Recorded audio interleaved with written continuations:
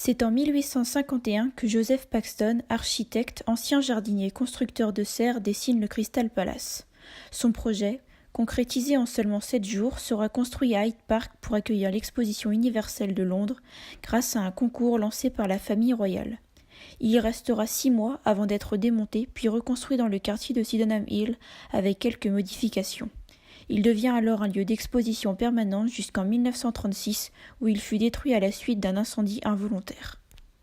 On peut également résumer le bâtiment en quelques chiffres. Il représente 6 millions de visiteurs, 24 000 exposants lors de la première exposition universelle, 246 propositions de projets, 9 mois de travaux, 5 000 ouvriers mobilisés, le tout pour un coût total de 79 800 livres sterling, 564 mètres de long, 124 de large et 39 de hauteur, pour une surface totale d'exposition de 92 000 mètres carrés.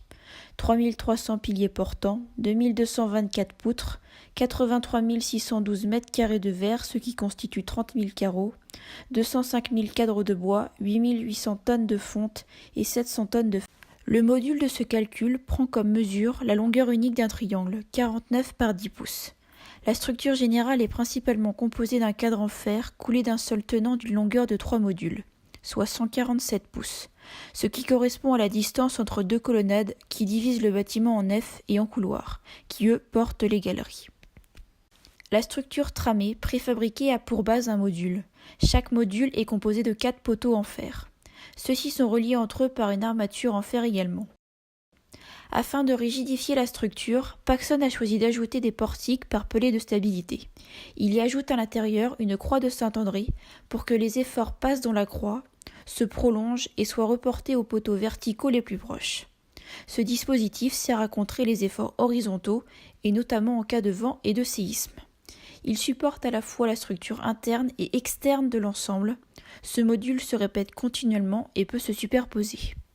Toutes les colonnes et poutrelles étaient conçues de manière à supporter les charges qu'elles étaient supposées porter. Mais dans tous les cas, les dimensions extérieures étaient maintenues constantes afin de s'adapter à la même dimension modulaire de 24 pieds et au connecteur standard. Les poutres et les colonnes étaient maintenues ensemble par une connexion ingénieuse qui ne reposait que sur des cales pour assurer une liaison rigide. L'ensemble ne possède pas de fondation dans le sol, étant démontable, mais au pied de ces colonnes, des blocs de béton y ont été introduits afin de faire office de fondation. Les planchers des galeries étaient soutenus par un système de poutres à treillis avec des reliures et des chevrons pour assurer la répartition de la charge au sol entre les 4 poutres de périmètre. Les planchers en bois comprenaient des panneaux de 1,5 pouces avec des languettes en fer de 1 pouce et offraient une stabilité considérable à ce cadre structurel. Les différentes charges verticales qui créaient des efforts sur le plancher sont conduites à l'aide de poutres à treillis jusqu'aux poteaux verticaux. Au-dessus de cette superposition de modules est posé un toit, qui comprenait 3 travées de vitres, crêtes, sillons, reposant sur l'ingénieux Paxton Gutter qui transportait à la fois l'eau de pluie provenant de l'extérieur et la condensation de la surface intérieure du verre le long des canaux séparés pour traverser des canaux en bois et ainsi atteindre le sommet du creux.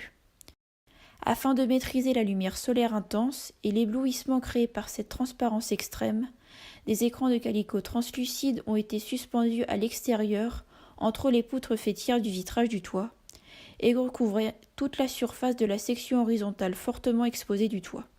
En conséquence, l'intérieur a été éclairé par une lumière diffuse relativement uniforme.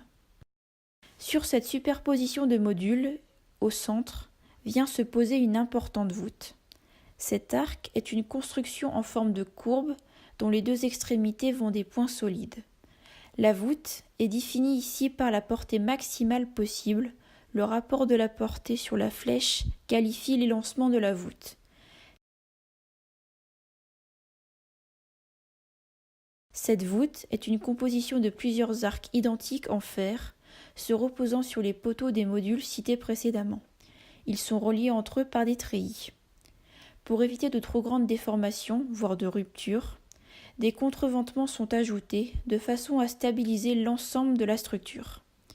Ainsi, les charges, uniformément réparties ou ponctuelles, sont reconduites par ces différents arcs jusqu'aux poteaux principaux les plus proches, qui, eux, reporte ses charges au sol. Au bout de cette série d'arcs, on y retrouve une façade à la fois décorative mais aussi structurelle. En effet, certaines des charges sont reconduites par des treillis se rejoignant au centre du nœud renforcé. Ces treillis sont renforcés par 3 nœuds en fer, avant d'être reconduits au nœud principal, puis dans les poteaux.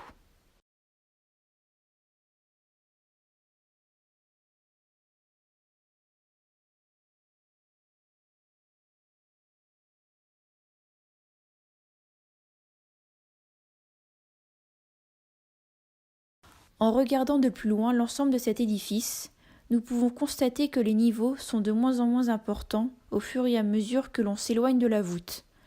Nous supposons que cela a un effort également structurel visant à équilibrer, garder la stabilité de l'ensemble en cas de vent fort.